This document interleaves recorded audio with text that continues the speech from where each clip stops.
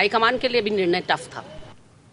और केंद्रीय मंत्री अमित शाह ने दिल्ली में सहयोग निधि पर राष्ट्रीय सम्मेलन को संबोधित किया। उन्होंने कहा, आजादी के इस समय सरदार पटेल के प्रयासों से सहकारिता को बहुत महत्व मिला है।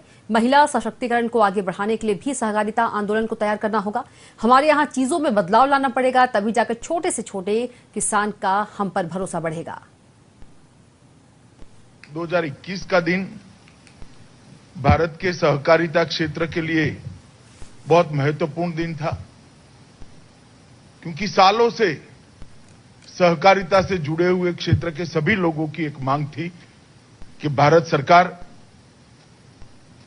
सहकारिता के सिद्धांत को मान्यता दे, प्रमुखता से इसके काम को गति देने के लिए एक अलग मंत्रालय का निर्माण करें। कोई न कोई कारणों से ये चीजें टलती जाती थी। अंततोगत्वा 6 जुलाई 2021 को देश के प्रधानमंत्री मोदी जी ने निर्णय लिया और भारत में पहली बार भारत सरकार ने सहकारिता मंत्रालय की स्थापना की।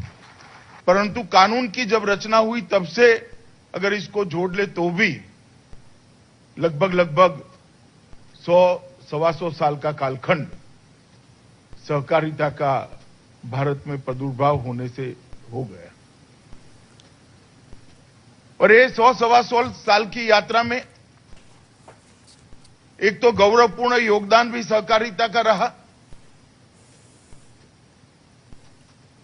इसके साथ साथ ग्रामीण विकास और गरीब व्यक्तियों को रोजगारी देने में, सम्मानपूर्वक वो उनका जीवन जी पाए, ऐसा एक आर्थिक मॉडल बनाने में कोऑपरेटिव का एक बहुत बड़ा रोल रहा।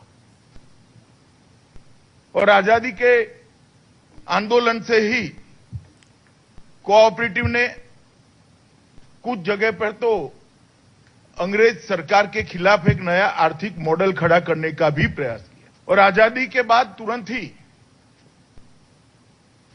विशेषकर सरदार पटेल के प्रयासों से देश भर के अंदर सहकारिता आंदोलनों को बड़ी गति मिली। परंतु कालक्रम में ये नजर में आया कि लगभग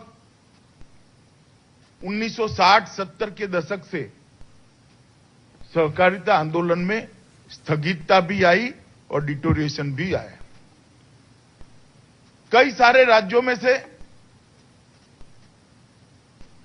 डिटोरिएशन देखने को मिला।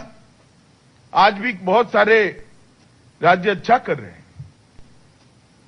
और आज थोड़ा इसका विहंगावलोकन करते हैं, इसका एक एनालिसिस करते हैं, विश्लेषण करते हैं, तो देश की सहकारिता का आंदोलन 3 विभागों में स्पष्ट रूप से दिखाई पड़ता है। और खरगोन में